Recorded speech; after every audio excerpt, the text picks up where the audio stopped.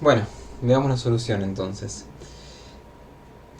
La idea original, originalmente teníamos esta función pares impares que recibía una secuencia de enteros S y devolvía otras dos secuencias de enteros,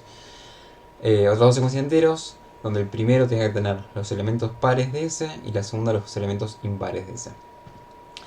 ¿Cuál es nuestra propuesta de solución?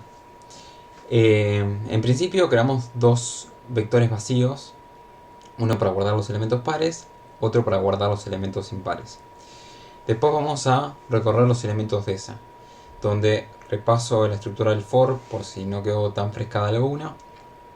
Un for lo que hace es ejecutar este bloque de código, o sea, lo que está entre las llaves, mientras se cumpla esta condición, corriendo este código al final de cada ejecución y corriendo este código al principio de la ejecución de todos los bloques.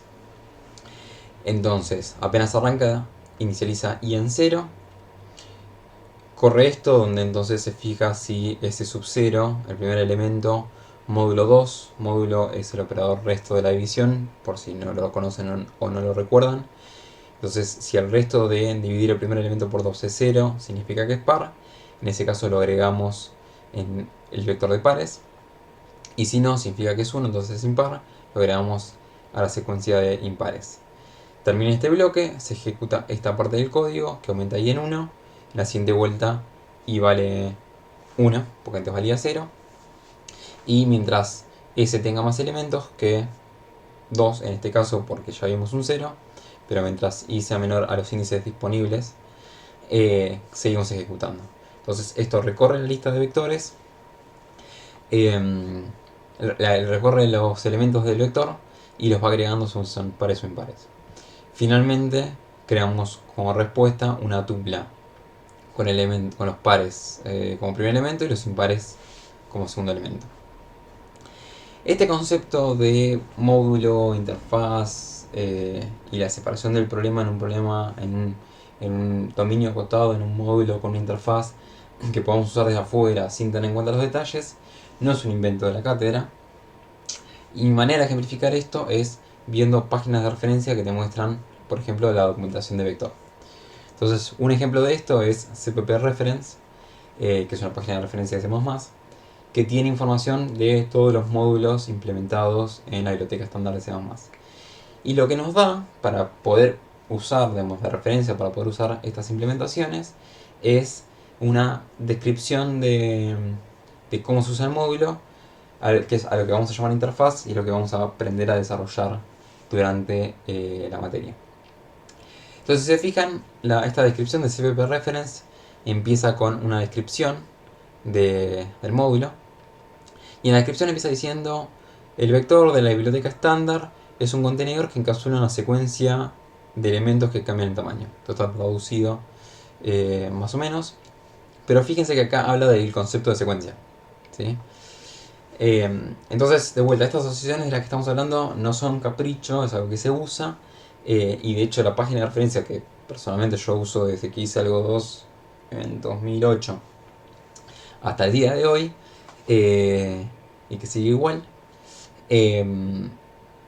nada, usa este informalismo, digo, en el sentido de usa este formalismo, este protocolo de comunicar cómo usar la clase.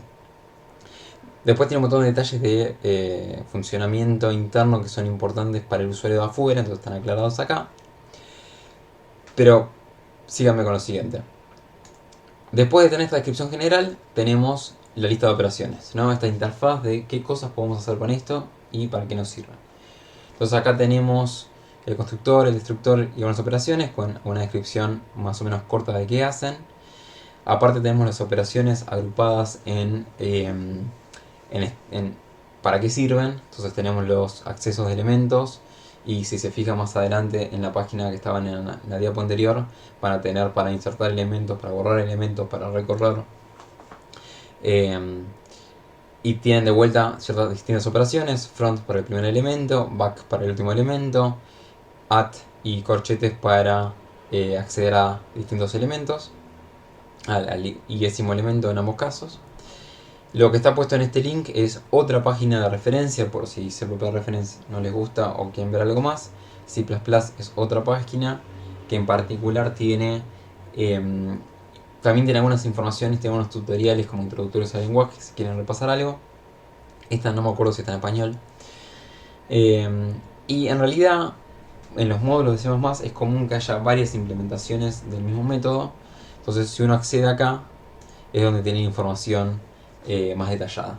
Entonces, ¿qué nos dicen para una operación? Nos dicen las aridades, en este caso, que pueden existir. Nos da una descripción un poquito más larga. Nos aclara cuáles son los parámetros de entrada. Nos aclara cuáles son los parámetros de retorno. La complejidad, que esto es cuánto tarda. Ya vieron algo de esto en algo 1, pero lo vamos a ver mucho más en detalle en esta materia.